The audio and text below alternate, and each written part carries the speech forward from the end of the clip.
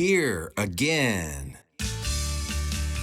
Toward the end of my time at Boeing and into my early days at B Square, one question lingered in the back of my mind. What was the high score on the arcade version of Donkey Kong? I still had no idea why Mario would suddenly die late in my games, but I couldn't shake the feeling that the scores I was putting up had to be among the best achieved.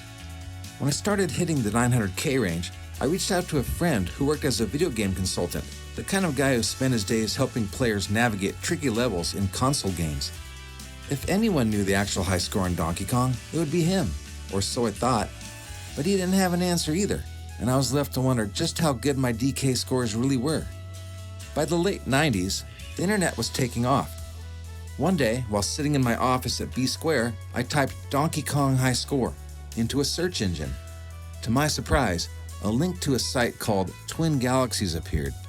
Founded in Ottumwa, Iowa by Walter Day, Twin Galaxies had been the official scorekeeper of video games since 1981.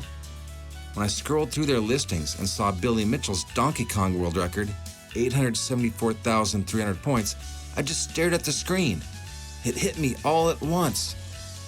The 900,000 point games I'd reached years earlier weren't just good, they had been world record games. All I had to do now was shake off the rust and step back into the chase.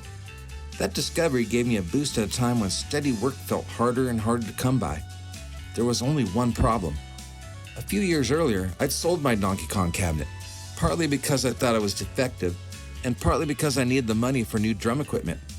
But now, with the idea of a world record back in my sights, that old competitive fire started to burn again.